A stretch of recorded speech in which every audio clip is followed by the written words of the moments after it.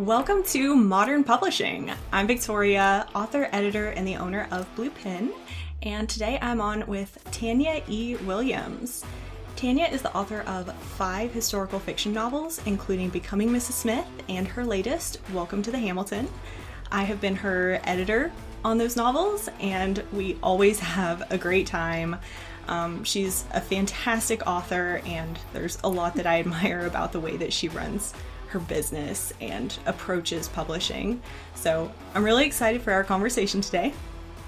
Her work defies the idea that women have been less important to history than men. She depicts women who were strong, resilient, and crucial to the success of the world. And to kick it off today, I kind of want to start there. So Tanya, if you could, maybe tell us a little bit about yourself, anything you want to share, and then talk to us some about how your work highlights women's contributions to history. Of course. Well, thank you for having me.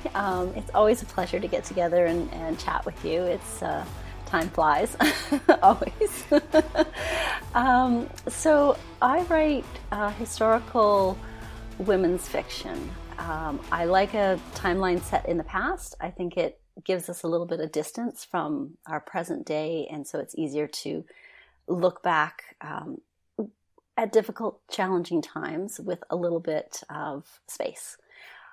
But one of the things that has always stuck out to me is how women through history were sort of viewed. I think it's changing as we go forward, but they were sort of viewed as not being strong or not doing amazing things. And March was Women's History Month. And this is the first year where I have seen a plethora of highlighting of women throughout history. And it's been really exciting. I mean, I just read the other day that central heating, we have a woman to thank for the initiation of central heating. And I was like, well, good on you. I mean, I wouldn't be surprised if a woman invented the indoor plumbing too. So, because we like to be warm and comfortable. So that sounds right. As I'm sitting here sipping my tea, that sounds. We're pretty, and I think we're ingenious. And the interesting thing is that we have for so long been used to making a difference in the world without pay or at a lower scale of pay and without recognition. And my son recently came home with a magnet for me, and it had the quote from Virginia Woolf that said, throughout most of history, anonymous was a woman. And that just resonated with me. And I think that even though a lot of my characters are regular everyday people, they're not well known, they weren't prime ministers, they weren't royalty, but they had to be strong in order to live the life that they had. And I think that's true of all of us in every walk of life, male, female, binary, non-binary, doesn't matter. Humankind has struggles, and we should all be recognized for where we are at with a process on any given moment. And I think writing stories and reading stories that allow you to see somebody else overcoming a struggle gives you permission to also step into your own and do hard things. Mm-hmm.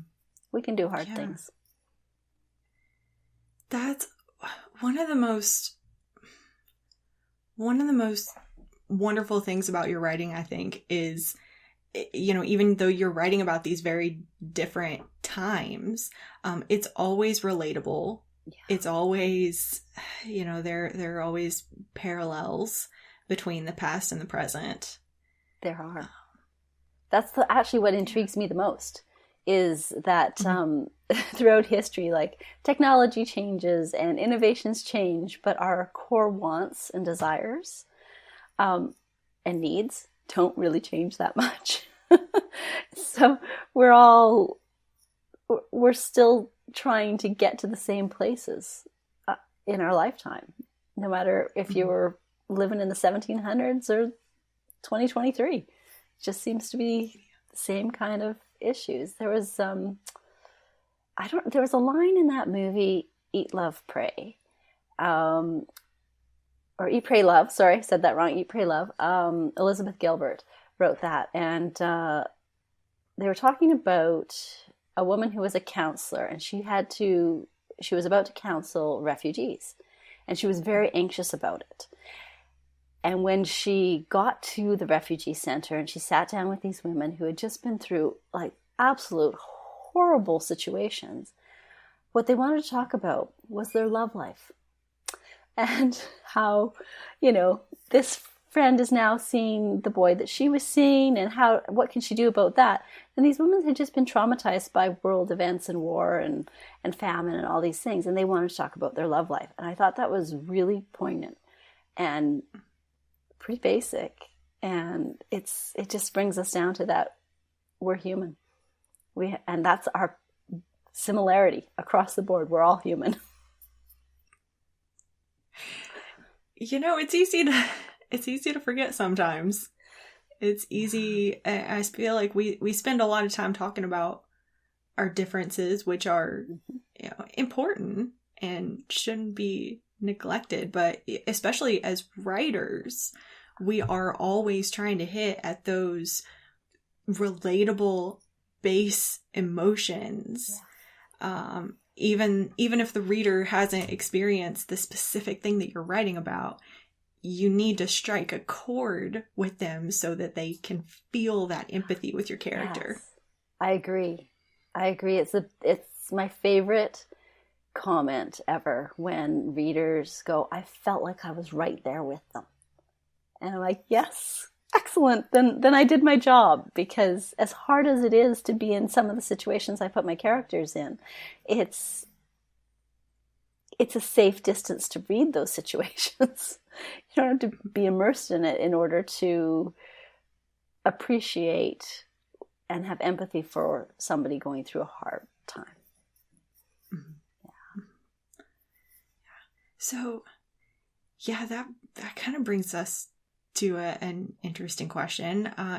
What is something that you've been through that either a struggle that you overcame, maybe a failure that kind of put you on a path toward achieving, the things that you've achieved here?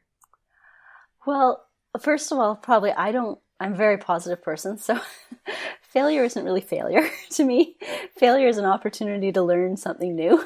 So it's a path to success, and success is defined by each individual. So my version of success may be different than yours.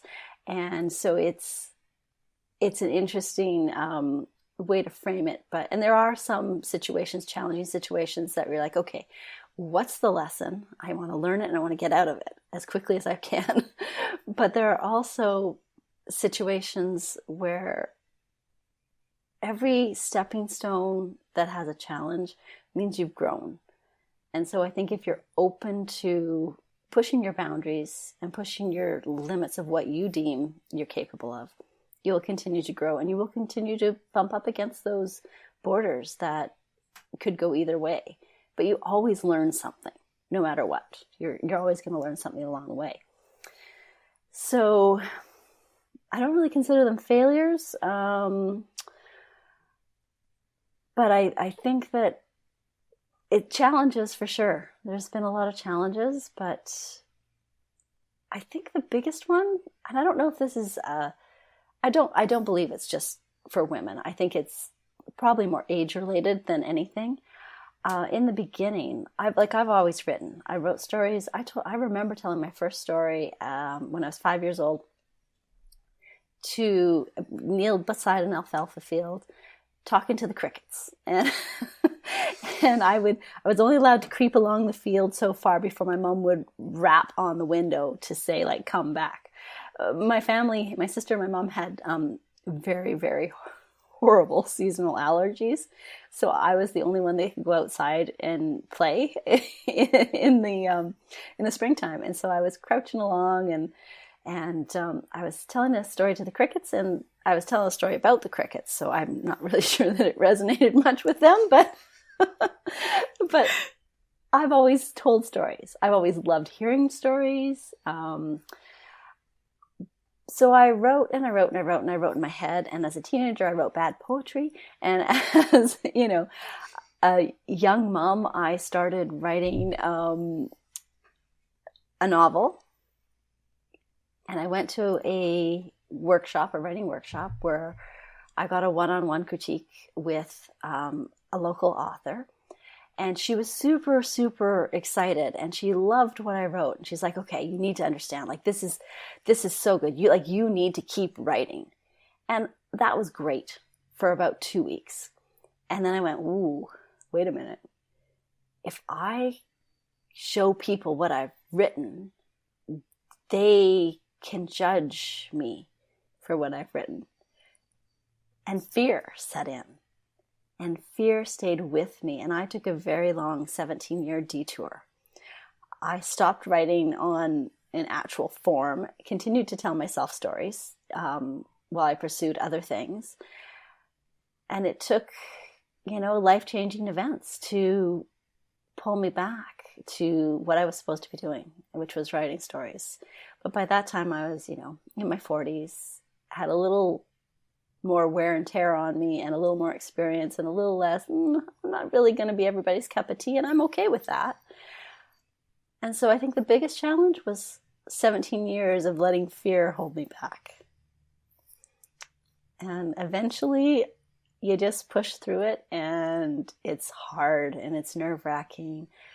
And at the end of the day, though, you're a stronger person, and belief in yourself is the number one thing that you could ever give yourself. I once did a social post recently. It was so good. I saw it. I borrowed it from somebody else. And it was, nobody else needs to understand your calling. It wasn't a conference call. And that was like, I love that. And that was the epitome of it for me. For me, I was like, you're right. I'm responsible for this. So that was long-winded. So no, that is so, I don't think there is a writer alive who hasn't felt that in one way or another. It's not the same for everybody. For some people, it's fear of rejection, and some people it's just imposter syndrome. But everyone at some point has felt afraid of either sharing their writing or, God, I think sometimes just creating, that process of taking something that in your head, sometimes it can seem so perfect, and just this idea, this story that hasn't yet been tarnished by actually trying to put words to it. Yeah, I completely get that. It's perfect in my head. Let it just stay there. Yeah, exactly. But it's scary, and it's like you said, it's something it takes practice to get past that.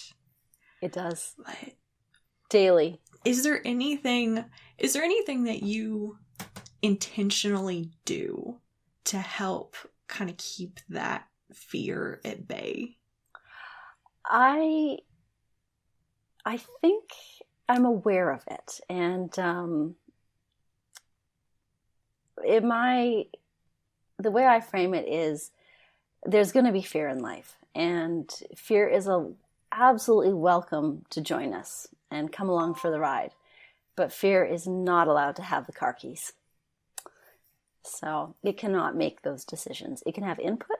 It can backseat drive all it wants, but it will never, ever have the steering wheel and control of my life again. Not in that way. I love that. I think it really is, when you do try to push it down and pretend like it's not there, it makes it worse. It comes back bigger. It grows in the dark. Yes. Oh my gosh. Hashtag fear grows in the dark. Right. It totally does. Yeah, you shine a light on it and say, I see you, but you're not in control. That's it. Exactly.